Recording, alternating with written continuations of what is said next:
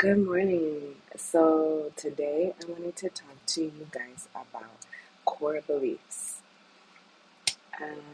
Core beliefs are what we think about ourselves, others, and the world around us.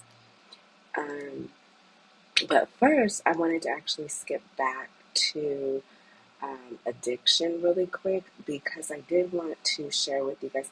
I talked about addiction last week, but I wanted to share with you guys a study. I know I talked about one of the worst things to do is alienate, push people away who are addicted because it further feeds the addiction process. Um, there was a study done with rats, right? And it's actually, the study is called Rat Park. You can look it up yourself on YouTube. But in the study, there were rats that were put into a cage, and these two studies were done years apart. But there was rats put into a cage with regular water and heroin or drug water. All of the rats became addicted because there was nothing else in the cage but the regular water and the heroin water. So years later, another researcher did a study on rats, with rats, and this he called Rat Park. So it was like a Disneyland for rats. They had rat wheels and cheese and whatever rats like.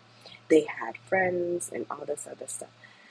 And so these rats, if they drank the drug water, they noticed and they would go back to the regular water. And none of them became addicted and none of them died. Whereas in the first study, all of the rats became addicted and they died.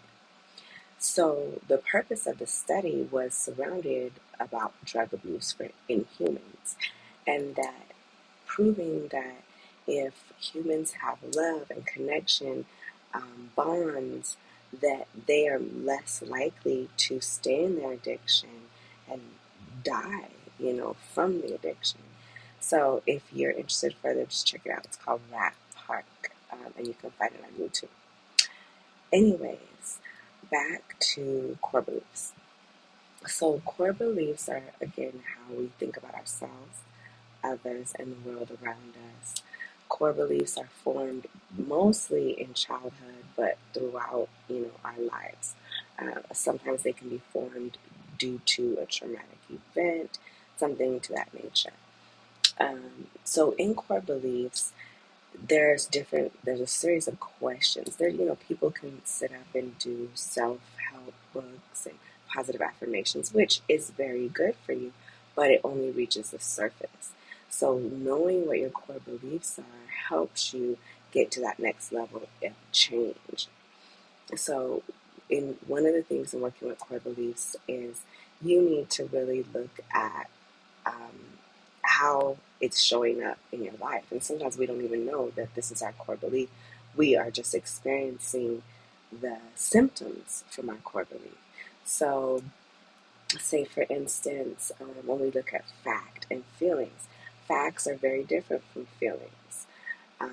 It's a fact if I watch TV for 3 hours and didn't clean the house. That's a fact. That's not a feeling.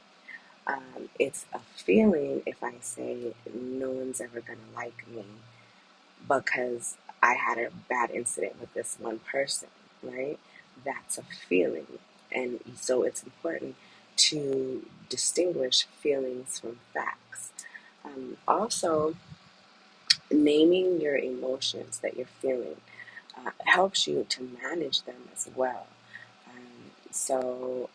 Are you feeling sad versus feeling depressed? Are you feeling frustrated versus feeling angry? Are you feeling nervous versus feeling anxiety? One is healthy and one is unhealthy.